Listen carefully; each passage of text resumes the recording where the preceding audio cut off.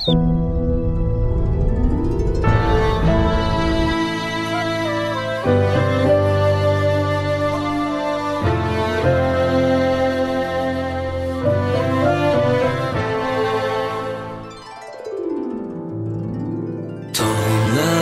fidana, fidanlar ağaca, ağaçlar ormana, dönmeli yurdunda.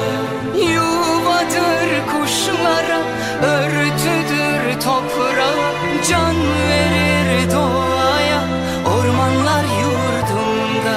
Bir tek dal kırmadan, ormansız kalmadan, her insan bir fidan dikmeli yurdunda. Yuvadır kuşlara, örtülür toprağa, can verir doğaya, ormanlar yurdunda.